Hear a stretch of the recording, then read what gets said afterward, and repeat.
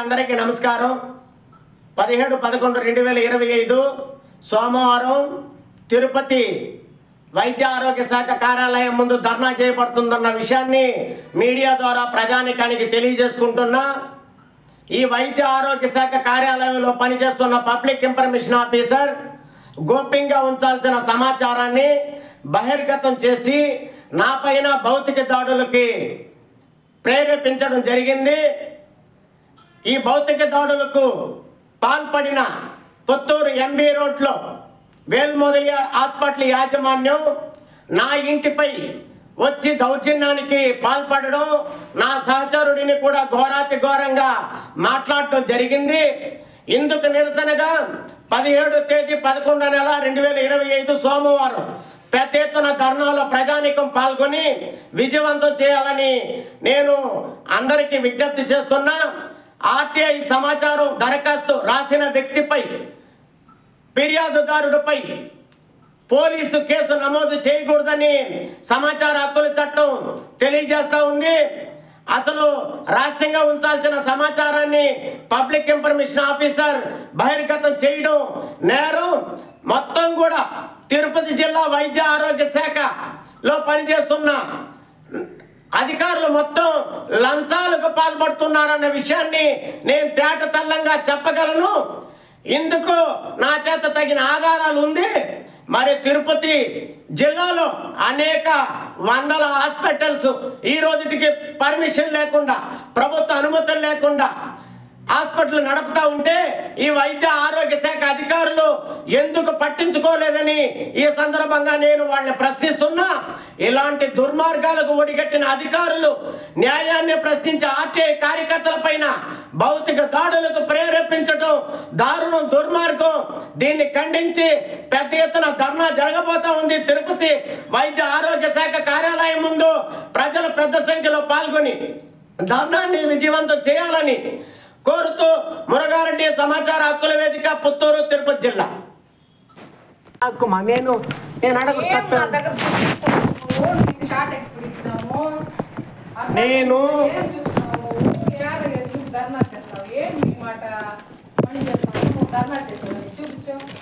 నేను అసలు వరాలమ్మా ఆ విధంగా నువ్వు నారాయణ స్వామి చెప్పినాడా ఆ విధంగా నువ్వు మాట్లాడకూడదు. నేను రికార్డులు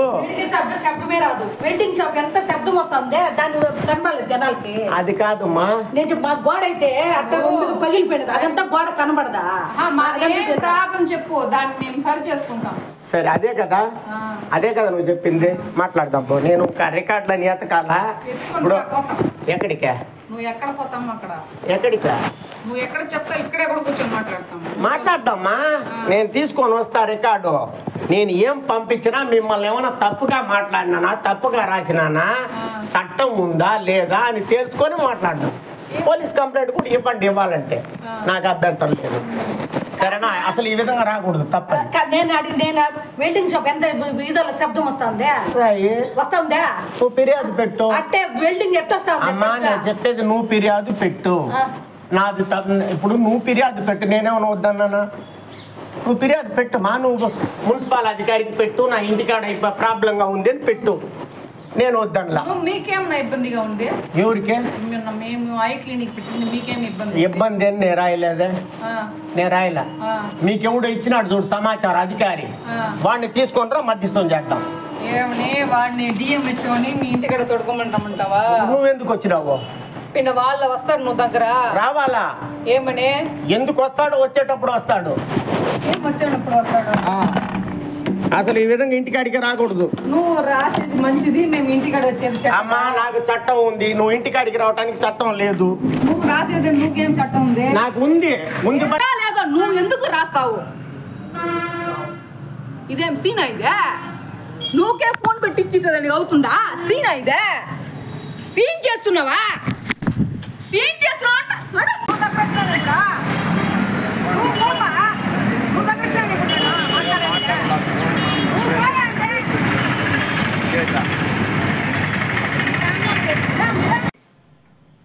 ముందుగా అందరికీ నమస్కారం. 17/11/2025 సోమవారం తిరుపతి వైద్య ఆరోగ్య శాఖ కార్యాలయం ముందు ధర్నా చేయబడుతుందన్న విషయాన్ని మీడియా ద్వారా ప్రజానికానికి తెలియజేసుకుంటున్నా.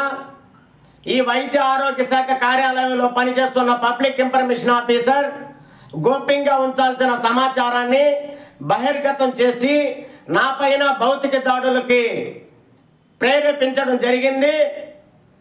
ఈ భౌతిక దాడులకు పాల్పడిన పుత్తూరు ఎంబీ రోడ్లో వేల్మొదలియార్ హాస్పిటల్ యాజమాన్యం నా ఇంటిపై వచ్చి దౌర్జన్యానికి పాల్పడడం, నా సహచరుడిని కూడా ఘోరాతి ఘోరంగా మాట్లాడటం జరిగింది.